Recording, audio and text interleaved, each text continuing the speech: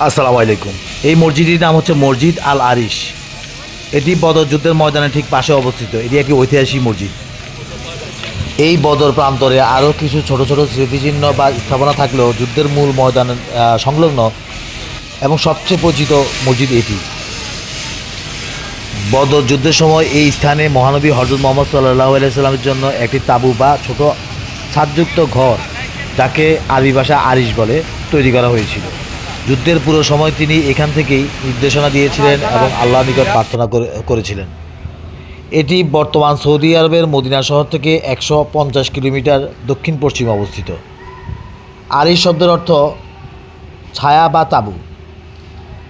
যেহেতু এখানে খুরমার ডালপালা দিয়ে রাসূলুল্লাহ সাল্লাল্লাহু আলাইহি সাল্লামের জন্য একটি ছাউনি তৈরি করা হয়েছিল, তাই এর নাম হয়েছিল মসজিদ আল আরিশ।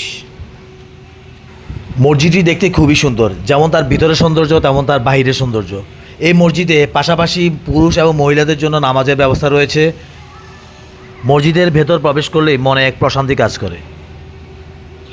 মসজিদটি বেশ কয়েকবার সংস্কার করা হয়েছে। প্রাচীনকালে এটি ছিল খুবই সাধারণ একটি স্থাপনা। ওসমানী আমলে এর প্রথম বড় ধরনের সংস্কার করা হয়। বর্তমানে সৌদি শাসন আমলে একে আধুনিক সুযোগ সুবিধা দিয়ে বড় করা হয়েছে। এর মিনার এবং গম্বুজগুলো অত্যন্ত সাদা এবং পরিচ্ছন্ন, যা মরুভূমির ধূসর প্রান্তরে আলাদাভাবে চোখে পড়ে। বর্তমানে এই মসজিদটি সৌদি সরকারের হেরিটেজ কমিশনের তত্ত্বাবধানে পরিচালিত হয়।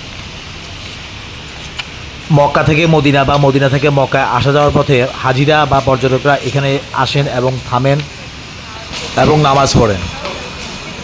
মসজিদের পাশে বদর যুদ্ধে শহীদ সাহাবীদের কবরস্থানে গিয়ে তারা জিয়ারত করেন।